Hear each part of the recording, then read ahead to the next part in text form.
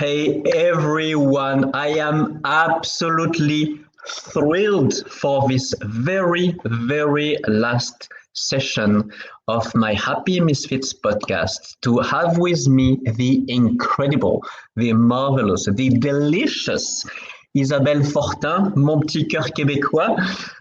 We said we will speak a little bit of French, as little as possible, right? But yeah, we will do a little bit of French because why not? Because Bien you know sûr, what? il faut. It's my show, right? I get to decide. Plus, I'm a misfit, so I get to set the rules and break the rules at the same time.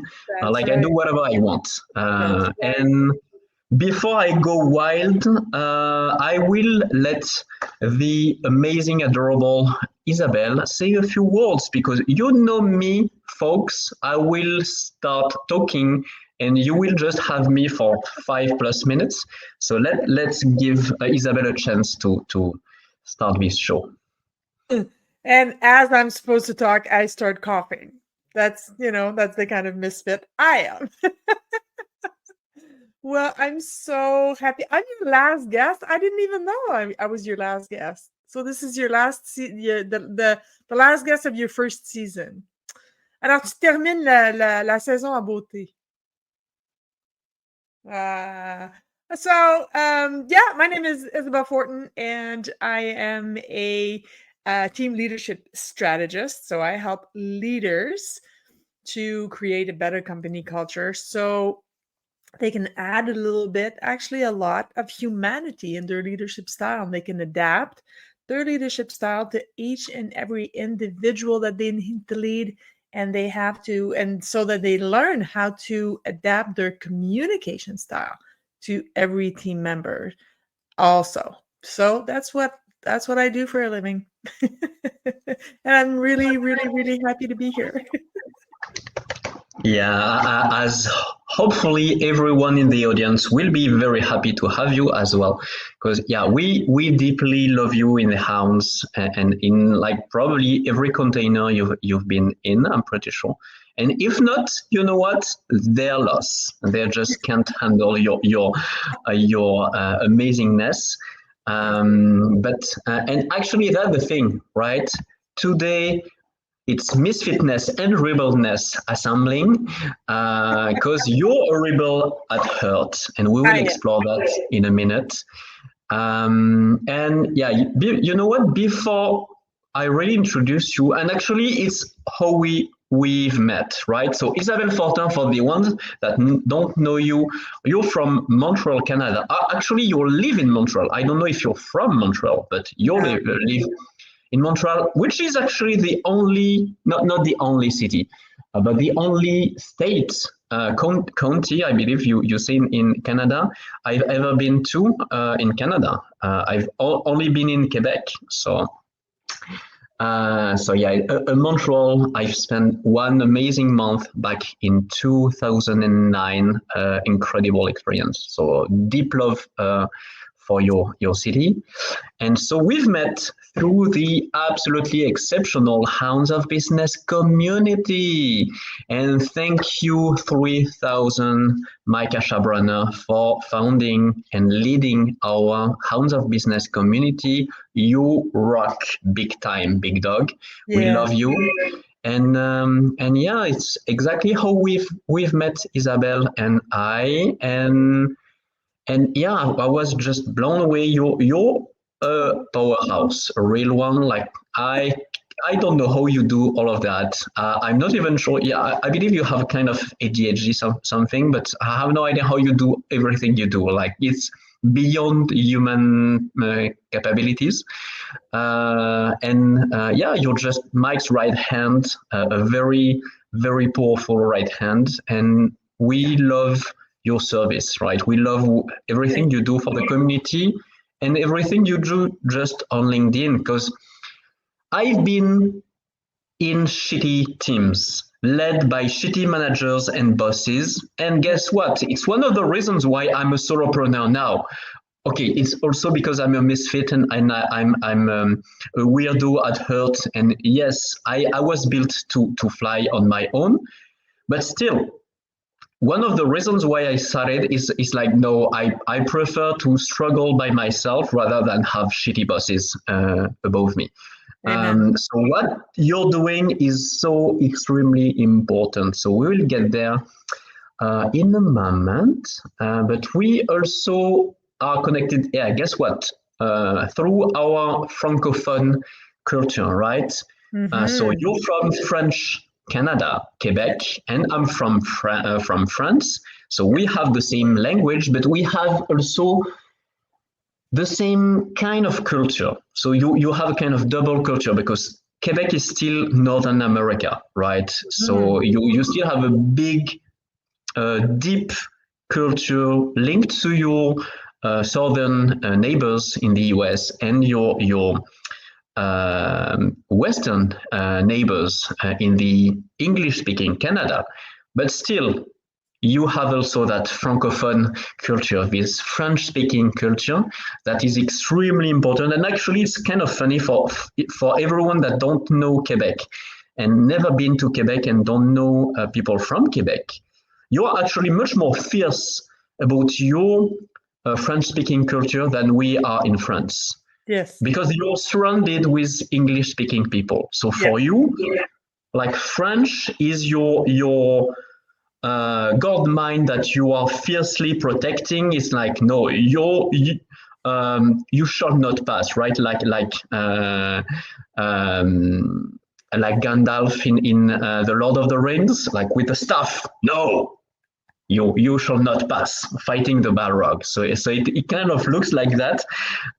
It's absolutely fascinating. And actually, just fun fact, French Canadian is closer to the original French than the current French is from France. Because actually you've really protected your roots from back then. So your French is more authentic than the French we speak in France. To me, languages are supposed to evolve. They are supposed to change over time. But actually, I like that you've been like, no, we want to preserve our culture. We want to preserve our way of speaking French. So big kudos to you guys. And we're also connected through dance. We've discovered that we are both big fans of dance, Latin dance in that case. So I practice different kind of dance, but we are especially connected through Latin dance. So if anyone in the audience is also into dancing, and specifically Latin dance, just say a few words. We would love to know that we have peers, we have mates in the audience. If not, no worries. We will still love you, don't worry. But we would love to know if you're into Latin dance as well. And so before I start with my questions, very first, thank you so much, Omar, Jane, Claudia, and Lisa. So I see for now, we don't have too many people for now. We are just warming up. So feel free to say in the comments if you have any questions for Isabelle. If you'd like to explore sides of Isabelle that usually is never explored, right? If you'd like to go personal, maybe even intimate if she allows, it will be her call. I invite you to ask questions, right? And just I see a few comments. So Claudia, French accent and Latin dance. Yeah, that's a power move, right? That's a powerful combination. And so glad to know that you're dancing salsa as well. And Augusta, coordinating Zumba classes. I've been a Zumba instructor as well, so hope we will chat about that sometime. Thank you so much, Augusta, to join us as well. So just a fair warning, today I will have to stop the show a little bit earlier because I have another event right after that I lead. And actually, I would love to invite any of you if you'd like. So it's day 3 of my Social Alchemy Challenge. It's not too late to join if you'd like. No worries. I don't have the link handy. You can find it easily on my post. I've been promoting it all week long, so it's quite easy to find in my post.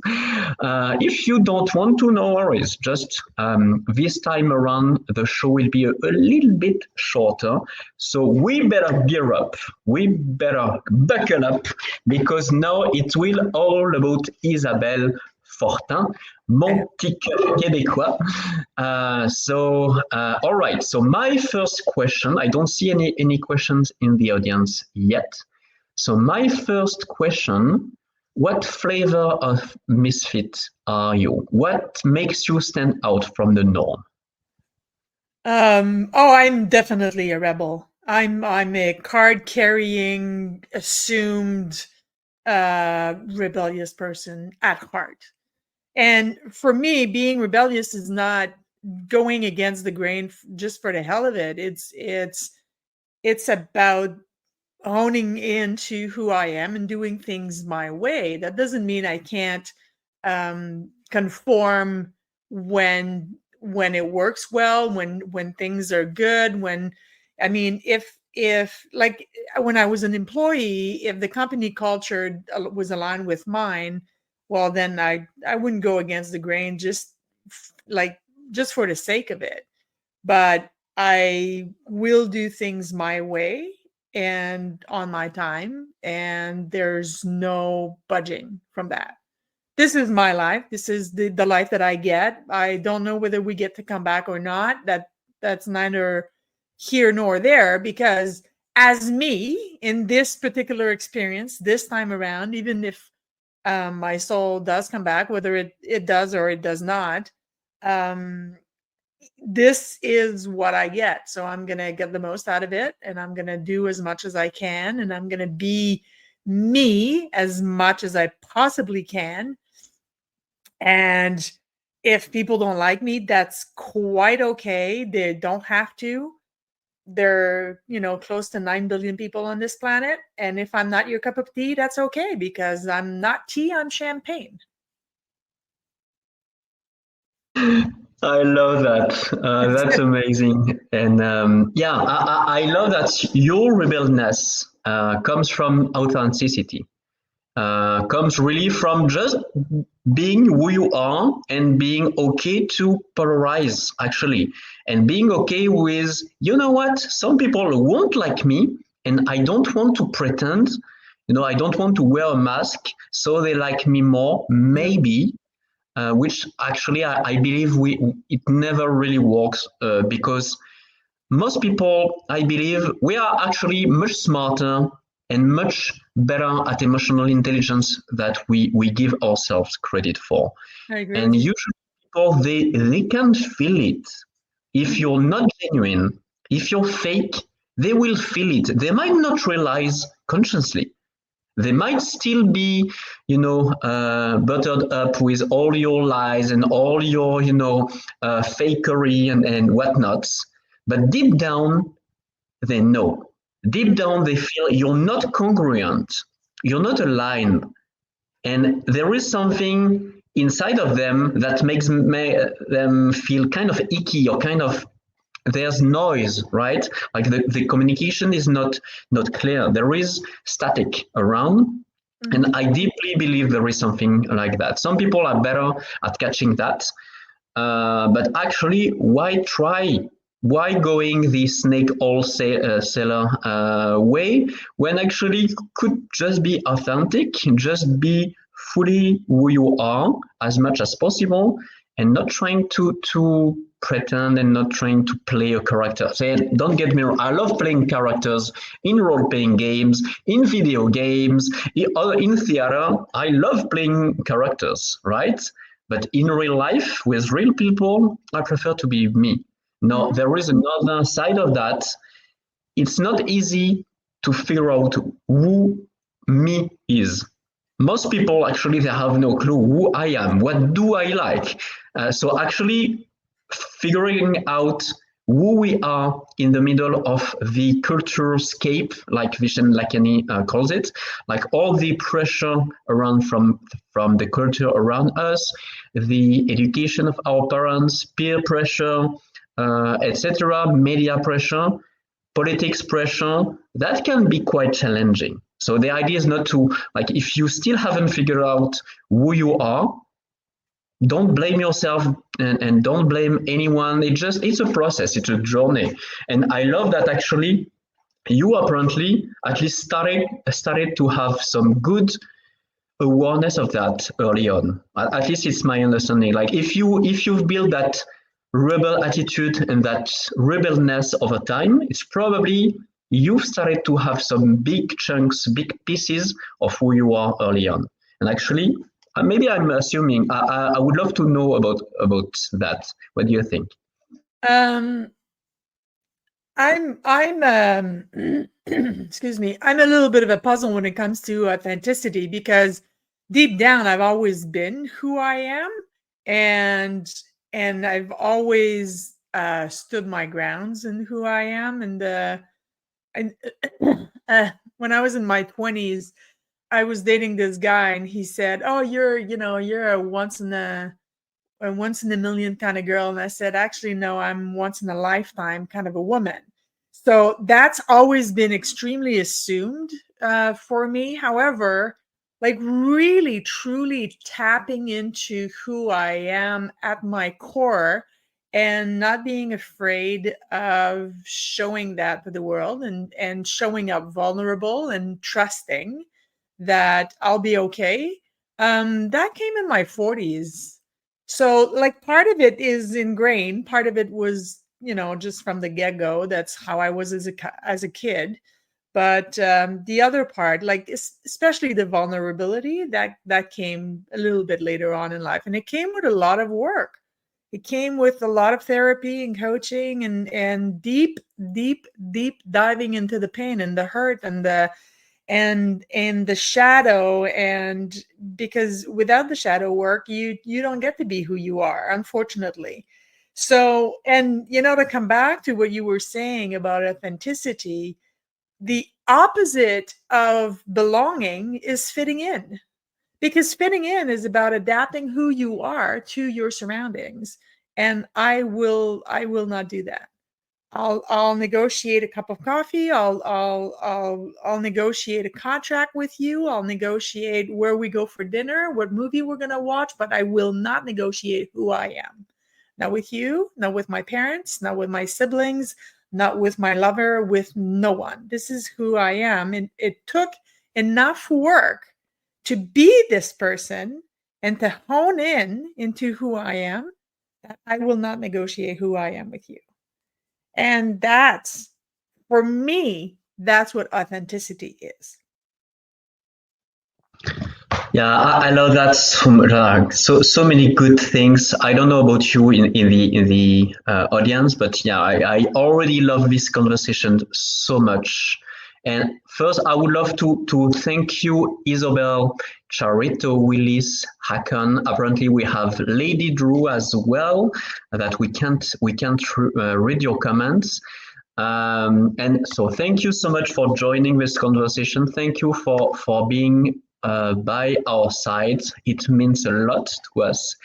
And you know what? I feel that this conversation will resonate deeply to many people. Like I see Isabelle quoting a poem by Walt Whitman, "I am large, I contain multitudes." Wow. And yeah, so you mentioned seeing yourself as a puzzle. Personally, I see myself exactly as what you see behind me, right? Like a stained glass. This is the image I use, and it speaks to me a lot. And I feel like we're speaking the same thing. We are multifaceted personalities, and actually, I believe that every single human being is a multifaceted person, or at the very least, has the potential to be. And as you mentioned, like fitting in, like it's a topic I'm deeply passionate about. To me, having achieved that amazing feat of fitting in, to me, is winning at the wrong game. Some people have accomplished that, and they are extremely proud of fitting in. Like in France, it would be having a house in the suburb, having 2.5 kids, having a scenic car and a Labrador, and it would be like the zenith of success for most people, right? You achieved a bland and lukewarm and very boring life, and for many people, actually, success looks like that, or they've been trained to believe success looks like that.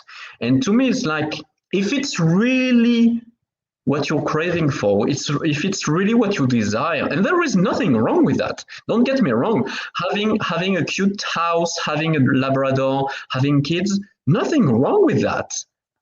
As long as it's what you desire, as long as it's your definition of success based on your personality, based on who you are deeply.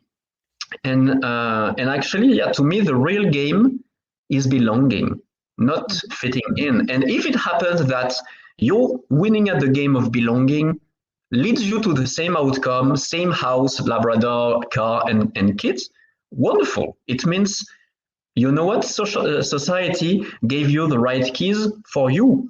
Awesome, perfect. I'm super, super happy for you. But I feel for most people, it's not the case.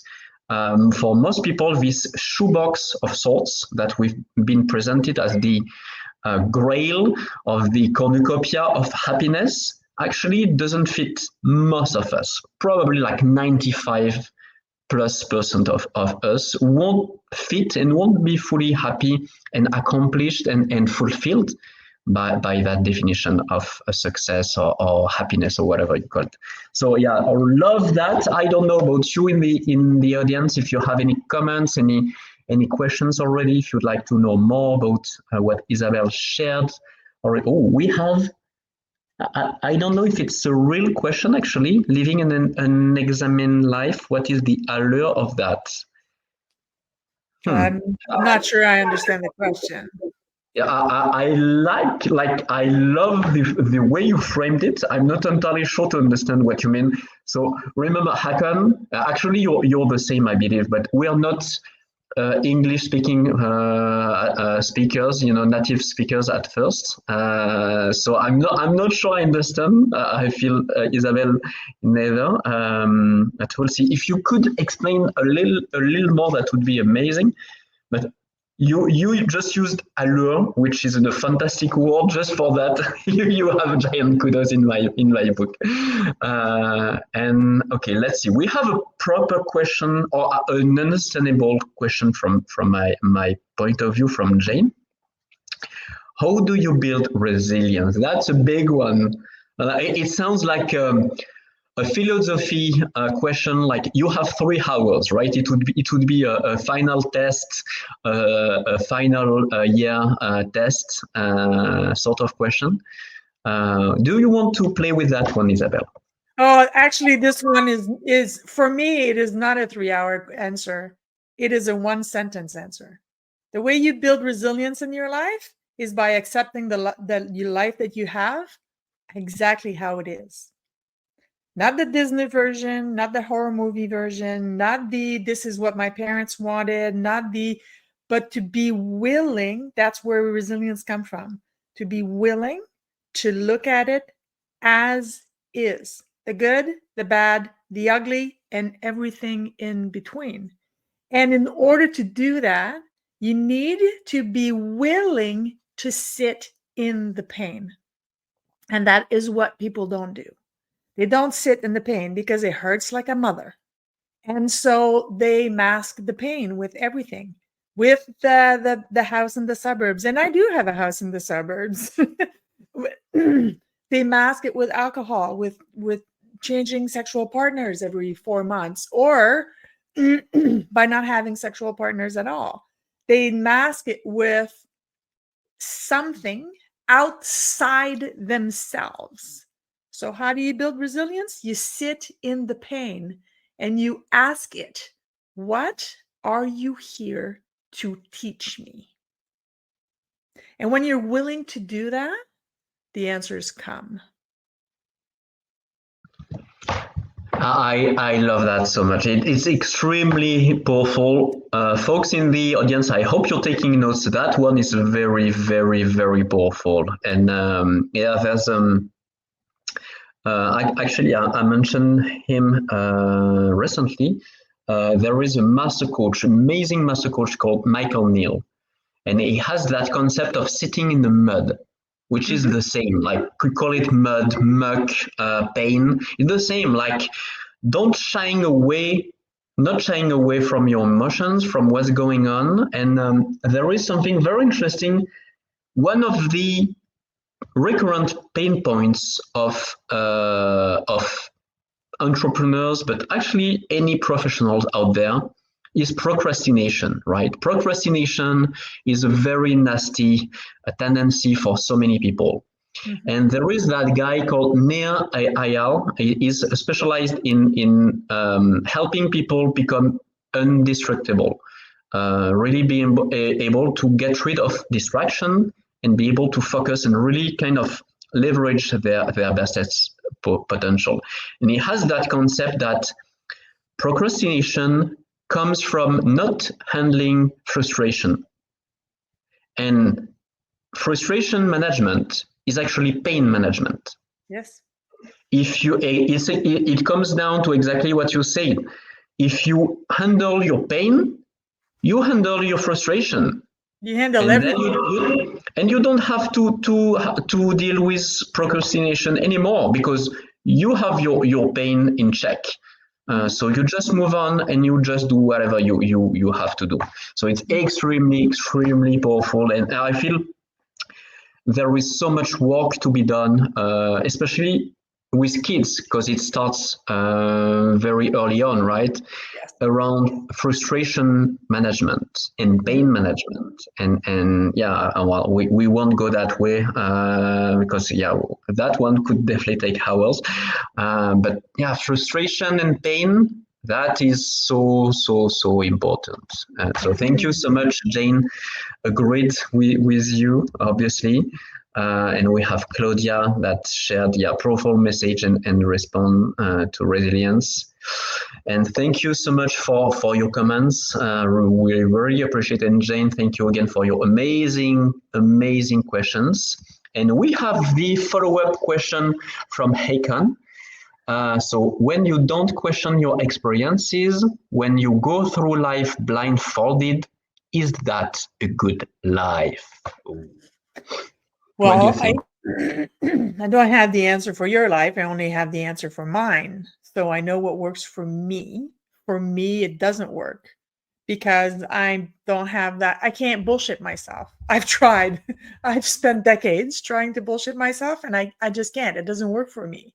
So there are a lot of people who will spend their entire lives pretending and not even knowing that they're pretending, and that's okay. So you just need to find what works for you and apply it to your life.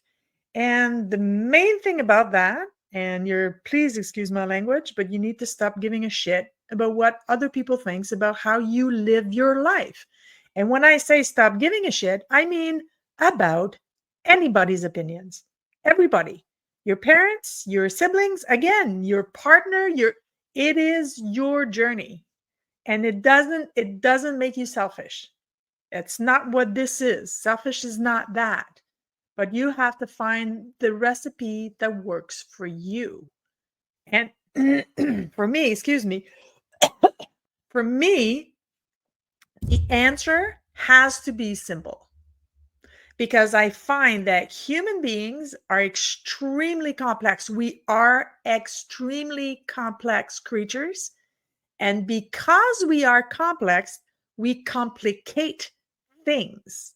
And we think that the answer is complicated, and it isn't. The answer is simple. But because our ego needs to be recognized and it needs to feel useful and powerful and almighty, then we complicate the answers. But the answer isn't. It's always simple. And when you start with that, that's what worked for me. Is it going to work for you? You have to find your recipe. For me, that was it. when I stop saying, oh God, it's complicated. No, it's not complicated. It's easy. This guy or this person is not nice to you, walk away. How much simpler can it get? So when we talk about boundaries, you know, I saw I read a quote recently, and the person said, there's no setting boundaries with narcissists. And I disagree with you, because setting a boundary is not about getting the other person to do something or stop doing something.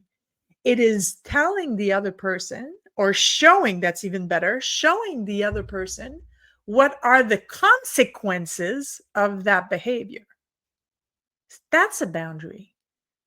So if you do something to me or in regards to me, and this is not acceptable behavior for me, my boundary is to simply disconnect and disengage from you. That's the consequence. And I'm not trying to control you. I'm not trying to change your behavior, because I don't have that power. All I'm doing is controlling what I can. And what I can is, how does this affect my life? Can I live with this? Yes or no? If the answer is yes, I stay. If the answer is no, I walk away.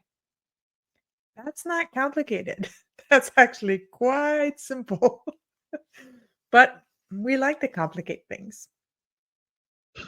I so deeply agree. I was like listening to you, and you know what? You should run retreats on Chinese mountains. You know, it sounds like very Buddhist But you know what, Kevin? Thank you. I appreciate that comment, but it wouldn't work. I could sell retreats for $15,000 for 5 days teaching that stuff, but it wouldn't work, because people like complicated. They want complicated. They think that it has to be complicated. So if you say, hey, listen, the answer is simple, they go, nah, it's not simple. It can't be simple. So it wouldn't work. No, you know what? I believe you are partly right. And yes, it might not work so well, so easily. But actually, I feel that some people realize, hey, you know what? I'm done. I'm done with complicating things for nothing. And now I really want to find something more peaceful, more grounding, more real. And please, can I have some guidance to achieve that? So I'm pretty sure you could actually find people to follow you on that. Maybe I should try. So yeah, well, we'll see. Maybe we'll talk about that, and actually maybe we will host that in as a duo. We'll see. Just wanted to share Haken's comment from a little bit earlier. It's a very interesting comment. So yeah, that's the thing. So you. Haken, if I understand correctly, basically by you choosing to become a monk, you welcome frustration in your life knowingly, most probably, and it's actually an opportunity for you to grow. It's super interesting. I love that perspective.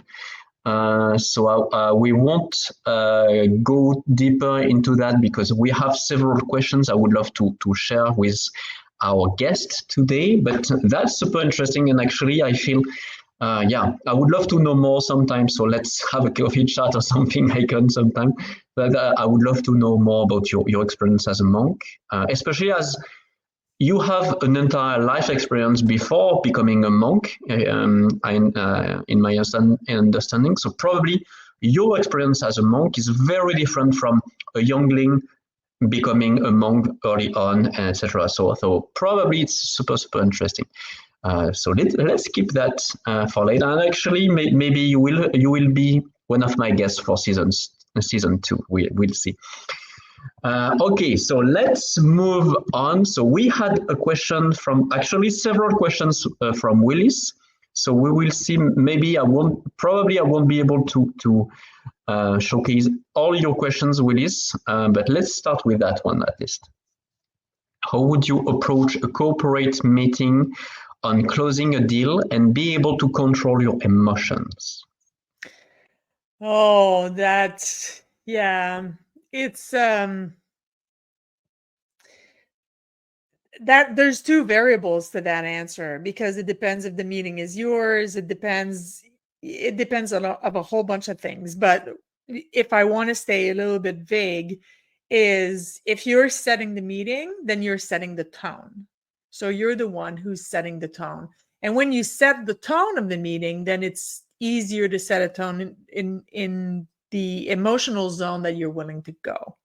So yeah, I don't have enough context to give more information, but that person can certainly DM me, and I can, if I can help, I will. But yeah, I think it's all about tone.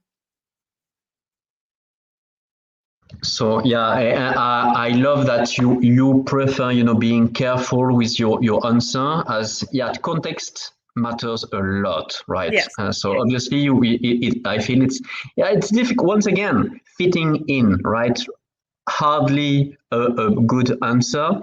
We better have a good understanding of what's going on, and it's difficult to have a kind of cookie cutter recipe. Usually they don't work. You can have pillars, you can have core principles, but it's difficult to have a cookie cutter answer. So let's see. That one might be a very interesting other options. So from Willis as well, and just want to say hey to CJ that joined us. Thank you so much, and Mike Ashabrunner himself, the big dog. Oh, We're in strength, and on aime les haricots also, Mike. We love beans. On aime les haricots, Mike. J'adore les haricots. On adore les haricots, Mike. And okay, let's get. Thank you, CJ, for coming. I appreciate you, sister. Yeah, we love having our wonderful hounds in the house. Yeah. And we also love having non-hounds in the house, because let's mingle, let's explore, let's connect and expand. So actually, I love that. So back to Willie's question. So how would you approach? No, it's not that one. How do you achieve oneness and just an automatic sense of authenticity while keeping boundaries and not hurting anyone around you? And thank you so much, Willis, because it was part of my questions that I most probably won't be able to ask anyway today. So actually, you're allowing me to sneak in one of my initial questions. So I really appreciate Willis. Okay, so what's the question? How do I what? I'm not wearing my glasses, okay? I can't see the screen. I'm your glasses. I'm okay. Whatever you need. Okay. So how do you achieve oneness and just an automatic sense of authenticity while keeping boundaries and not hurting anyone around you? That's a very complex question. Love it. Yes, it is.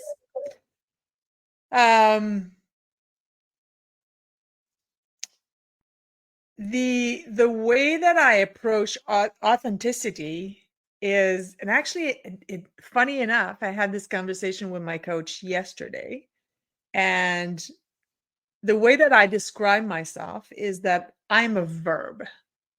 I am not an adjective. I am a verb.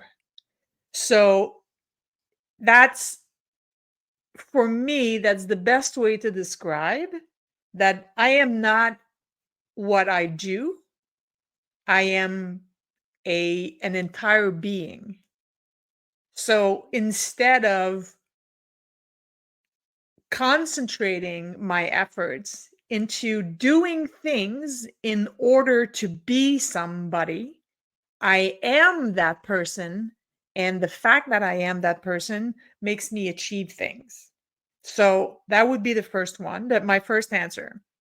My second answer would be boundaries. All you need to do, Willis, is change the way that you see boundaries. because boundaries is not about excluding anyone.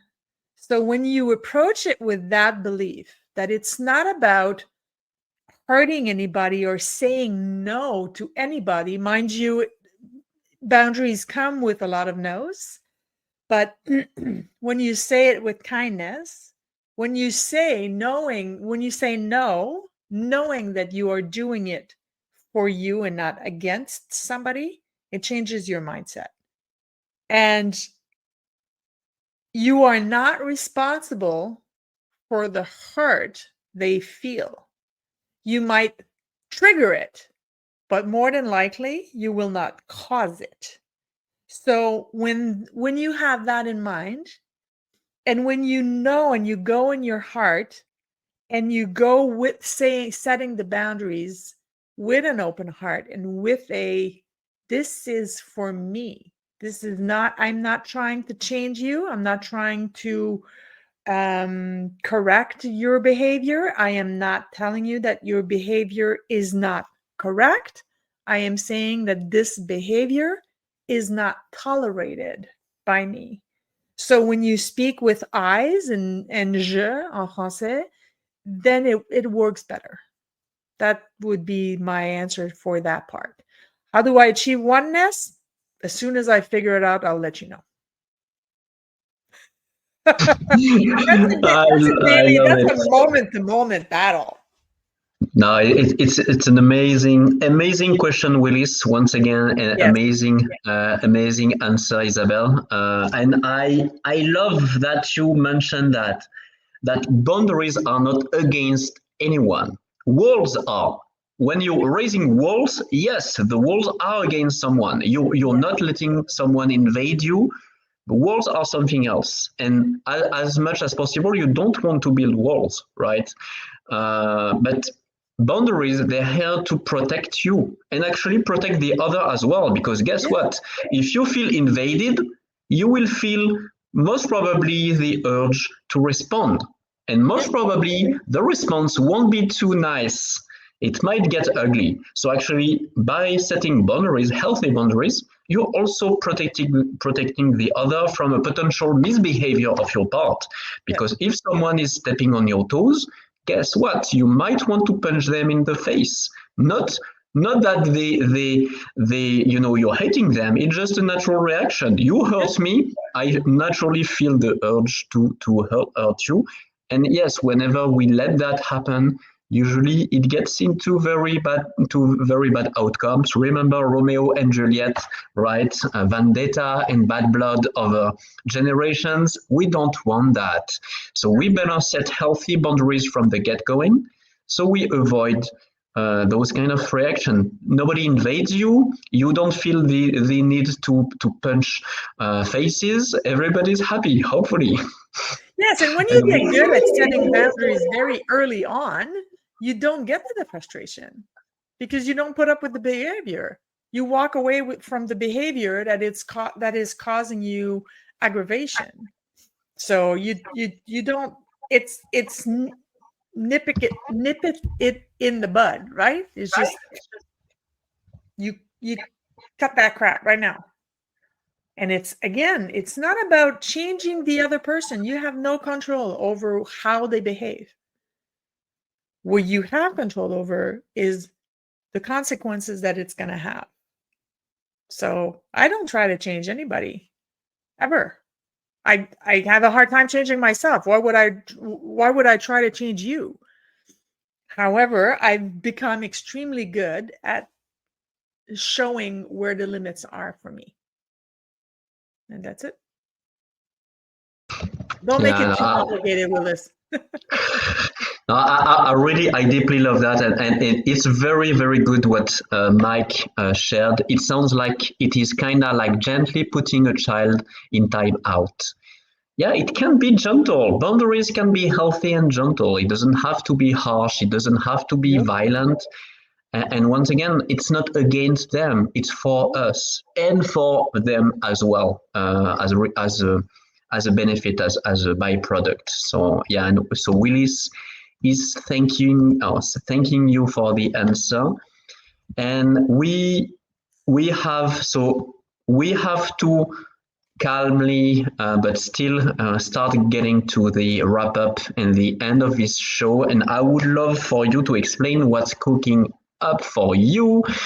But before we do that, we had a silly question from Mike. Qui n'aime pas les haricots, which means who doesn't like beans, right? So it's totally private joke. And Mike apparently has a fixation on beans, which is perfectly okay. We don't blame you for that. Like everybody's kink, right? We all are different. I'm into role-playing games and dressing up. Special, that guy. Right. So, Mike, you are allowed to have a thing with beans. And yeah, you just added that we should fix limits for everything except for beans. So that's a very interesting statement, Mike. The next time I have you on my show, you'll have to explain that one, because I'm wondering what's going on with beans. So they would have a pass for limits. That's okay. Funny. Enough of private jokes. You're not here to just see us enjoy ourselves between us. And there are much weirder obsessions out there. That's fine. It's a very, very, very fine one. Don't worry. Stick with beans. At least you're not harming anyone except beans, obviously. But that's beans. fine. Yes, exactly. So what was the question before Mike took over your show from the comment section? No. It was his question about beans. So don't worry. So now let's get back to business, and I would love for you to explain what are you working on these days, or if you prefer, what excites you the most these days. What would you like to answer?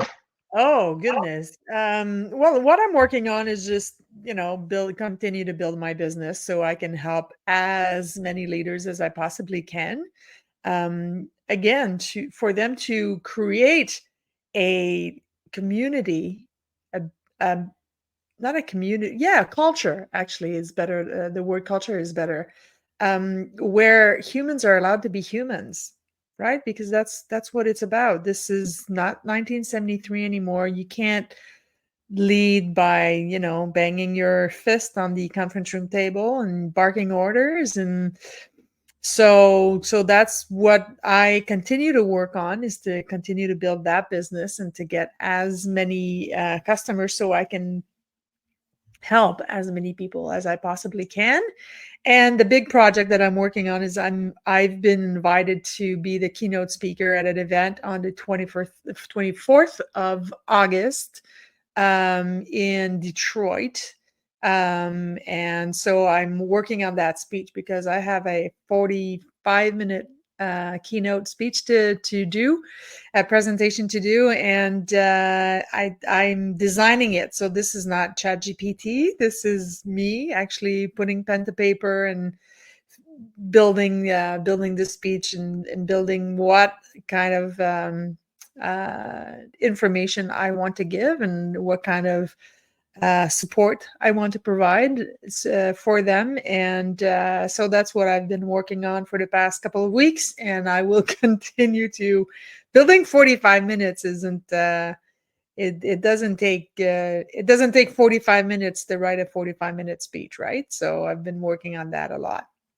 And hey, it's summer in Canada, so I've started dancing outside, because there's the French Canadians are extremely weird with our weather. We like to bitch about the weather because Canadian winters are really not fun to mess with. However, as soon as the nice weather shows up, we want to be outside as often as humanly possible. So there in my surroundings, there's 6 or 7 different places where we can go dance outside, and from everything from Argentine tango to salsa to ballroom to I try to go dance outside as often as humanly possible, at least twice a week. So that's what I've been doing. I see my redneck. I can't read the comment, but I see the redneck is creating some freaking comments big like this. Yeah, I'm gonna have to whip him into shape. Oh No. yeah, I'm doing that tonight. So I will read it to you because actually it's super cute and so very first CJ was congratulating you for the keynote and we are absolutely rooting for you. It's going to be an amazing event. Hope it will be recorded and hope we can watch you shine bright during this keynote. And Mike, yeah, he said that you helped him greatly better lead and manage an amazing team in the Hounds and in his two businesses, and that your assessment is one of only two that are super helpful and not garbage in his opinion. So only two. So actually, I would love to know the other one. So that would be very useful, I suppose. But that means your assessment is the bomb, and I'm pretty sure Mike did many other assessments. So being in the top two, that means a lot. So. Folks, if you are a manager, if you are a team leader, if you have people, I was going to say under you, which would be the French way. We have a very toxic structure in France and maybe in French Canada as well. Apparently in the US and English Canada, the structure is more horizontal, at least on paper. Unfortunately, I'm not sure it's really the case always. But if you'd like to change that, if you'd like to be a good manager, and being a good manager, it's not easy task. Like it's really not easy to become a very good manager and really to get the very best out of your teams and work hand by hand with your teams. Isabelle is absolutely the bomb for that. You want to contact her.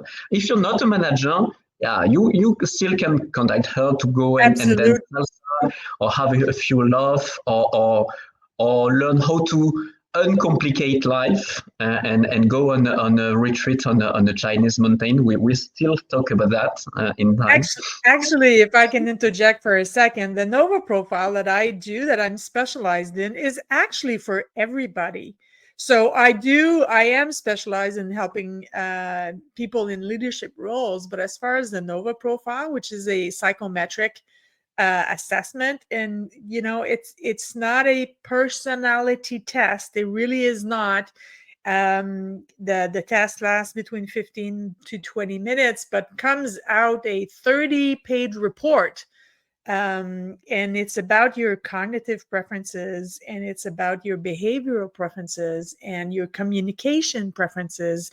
So, and that's open to everybody. It's just that I have specialized in using that tool and helping leaders, but anyone who wants to get to know themselves a little bit better can do this kind of assessment, and I'd be happy to help anyone. So I just wanted to point that out.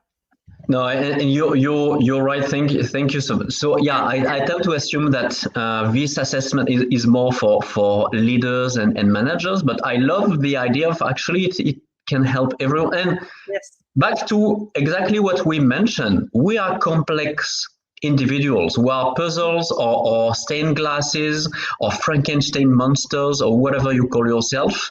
So actually, we are a team of one. And so we better get the best out of that team. That's the thing. We tend to get in our own way.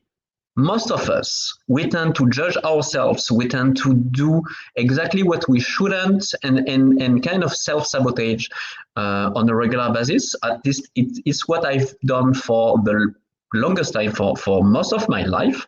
Mm-hmm. And apparently, I'm finally starting to get away from that toxic behavior. I'm starting, to really stop being my own bully. but so many people are still stuck in that. So if you'd like to have help with that, apparently Isabelle's assessment can help you with that as well. But you And know what, Kevin, you're really far from being the only one. And I find that most humans that I have been in contact with, whether in a professional or personal settings, people aren't afraid of not being enough. People are afraid of how powerful they truly are. That's what we're afraid of. We're not afraid of darkness. We're afraid of how bright our light actually can shine. We're afraid of that. That's scary as fuck. So, but in order to shine your light, in order to stop being afraid, in order to show up better for yourself, for the world, for the community, for anybody in your life, it starts by knowing yourself. And you know what? There's a Harvard University study that was published in 2018 that says that 80 to 85% of people think that they are self-aware, when in reality, it is between 7 and 10% that people are actually self-aware. So who can benefit from doing a Nova profile? Everybody.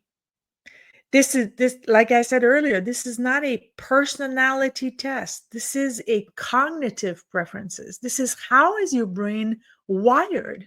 How do you respond to people? How do you respond to challenges? How do you respond to your environment? What are your deep, deep, deep motivation? What is that? What does that look like? And when you know yourself better, you deal with the world an entirely new way. You get better results because you know how to show up in the world. You know how your brain is actually wired. So everybody can benefit from this test. Everybody. And I mean, I've had it done. I've paid other people to do it for me. And I was extremely surprised by a few things that I've discovered. Was like, really? And then you look back and you go, oh, yeah, okay. And then you start connecting the dots, right? But you can only connect the dots if you have the knowledge. If you don't have the knowledge, then figuring out how your brain is wired, holy goodness. That can take years of therapy sometimes. Again, I see Mike with the comments. Yeah, so I will just finish. So we are a little bit over time. We will just wrap up in a minute. But yeah, Mike was saying all the good he thinks about your assessment and how much it helped him, and like deeply for real. So yeah, and now I'm really super curious to take this assessment as well. And yeah, hopefully it will happen as soon as possible. And we have a very long comment as well from Willis. Okay, we will see. Sorry, I have to wrap up. So I have another event starting in 2 minutes. I have to gear up for. So just I want to finish with that. Lion inviting you to dance bolero. Actually, maybe anyone around. So let's bolero, folks. So I won't leave you any final words as I usually do, because guess what? You will do your final words during season 2 when you will come another time and be once again my wonderful guest. Wonderful. So thank you so much for accepting my invitation, Isabelle. Merci à toi. Thank you so much in the audience, everyone, CJ, Mike, Willis, Lisa, everyone that is still around. We love you. We deeply appreciate you. Thank you for your support and your presence. And watching the replay, we love you as well. And next time, if you can join us live, that would be even more amazing. So now, if you'd like, you are welcome to join day 3 of my challenge in like 1 minute. You can find the link on my profile. If not, I wish you a wonderful, wonderful rest of your day. Bye, folks. Bye, everybody.